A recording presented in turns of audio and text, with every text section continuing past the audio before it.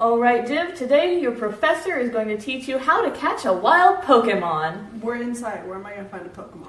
First, you have to lower your Pokemon's defense. And then, once you've lowered the wild Pokemon's defense... Again, indoors. Once you've lowered the wild Pokemon's defense, you go into your bag and select a Pokeball. And how do I do that? Really, Div? First, you select right to go into your bag. Then Can I just open the bag? What kind of a world do you live in? No. You select right to get into your bag. Then you scroll down until you find the Pokeball icon. Once you do that, you select the Pokeball so that you can throw it at the injured Pokemon. But my hands don't have keys. I can't select right. I can't just select my right hand to go in the bag. You can't? No, you just reach in the bag and grab a Pokeball. Once you've selected a Pokeball, try tossing it at the wild Pokemon. Didn't work. I think you just incapacitated it.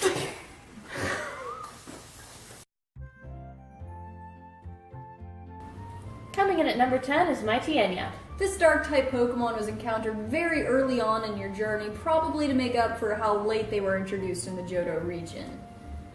This Pokemon's known for hunting in packs, and despite its lower than normal defense stats, this Pokemon can take a nice bite out of your enemy team, and being the first Pokemon in the first Elite Four's team made it kind of an iconic Pokemon.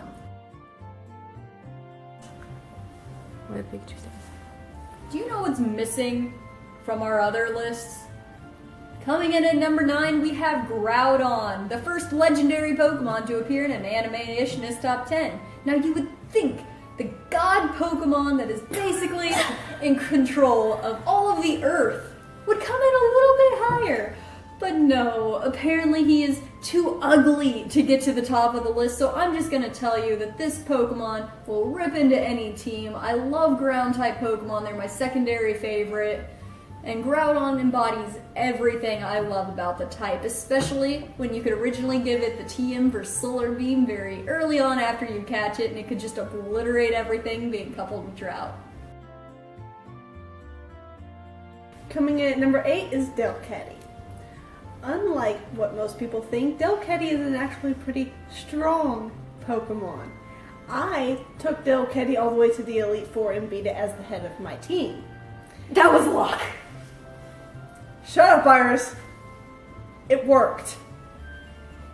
She is actually the staple of my team and beat out my starter and my legendary. So, suck it. Coming in at number 7 is Tropius. You might be wondering why this made our list. You see, even I would admit that originally I saw Tropius as a pretty overlooked Pokemon. It's just kind of there. And then I had Ananas on my team. Ananas was the baddest effing Pokemon I've ever had. He was a total gangsta, and he plowed over every enemy that I ever encountered. And every Tropius since then has lived up to Anana's legend.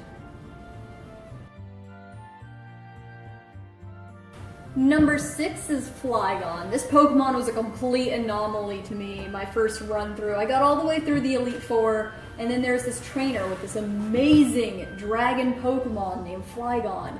And I was like, how do you get one of those? So I quickly opened up my Pokedex and looked for a Flygon. You can't just catch it. So then I looked for Vibrava, which looked about the same. Can't catch it. And I was like, what in the world? How in the world are you supposed to get one of these? Trapinch. This Pokemon's lineage doesn't make a whole heck of a lot of sense. I don't understand exactly how the orange giant-mouthed Trap Eater Pokemon turns into the giant elegant Vibrava with its dragonfly-like look and its mouth that I think is about maybe this big. But Flygon is my favorite dragon-type Pokemon, without a doubt. It's one that I always think of as a staple on any Aeris-Blue team. Coming in at number 5 is Ralts. Ralts is one of my all-time favorite Pokemon, and it's another one of those that anytime I see them, I have to add it to my team. It's just adorable and looks so shy. My first several run-throughs of Pokemon Ruby, I was convinced that it was exclusive to Wally only and that there was no way to actually catch it in the games.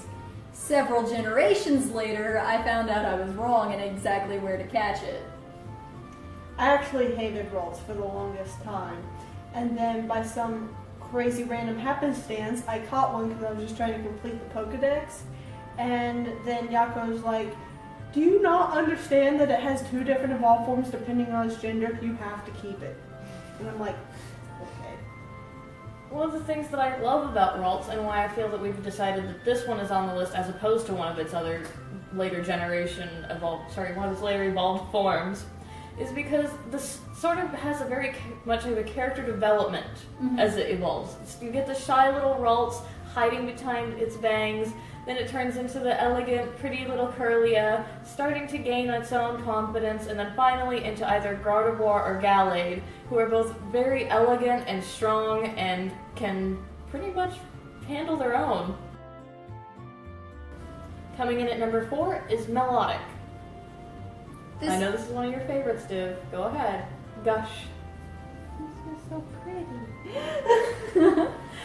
This Pokemon aggravates me more than any other Pokemon in existence. And why? Because Feebas was impossible to find in its first generation. Agreed. And then any time I'd catch a Feebas afterwards, they changed how it evolves. I've never had Melodic on my team because I'm so hopelessly confused on how to get one. Thank you, Nintendo. I had one on one of my teams. I think it was like my 2nd or 3rd game I played. Its name was Dia. I mean, this is a really solid water-type Pokemon, both elegant and beautiful with a large move set and a strong defense. This was a pain in the butt to fight on the 8th gym leader and a Pokemon that very fit him as well. Number 3 is Blaziken. The start of our strange continuation of firefighting type Pokemon. This originated it, made it cool before anybody wore out the entire concept. This was on my very first team and has been a staple on any run-through in Hoenn ever since then. I don't ever pick a different one because Blaziken is amazing and kicks absolute butt once you get it leveled up all the way. Never had one. I'm sorry. Oh God, I like Mudkips. Here in the Hoenn region, our number 2 Pokemon is Bayonet. One of my favorite things about this Pokemon as it evolves is just the story that goes with that particular Pokemon. How it gets to start out as an abandoned child's toy. It just got thrown away and now it seeks vengeance. And there's also the sad that if it ever unzips its mouth, all of its spirit leaks out, but this has been proven not true by the anime in multiple situations. I just think it's a creepy little booger and I love having it on my team because I'm like, ha, nightmares. It's one of those Pokemon that plays kill or be killed. Its defense is not very great, but its offense is so powerful it's almost hard not to put one on your team.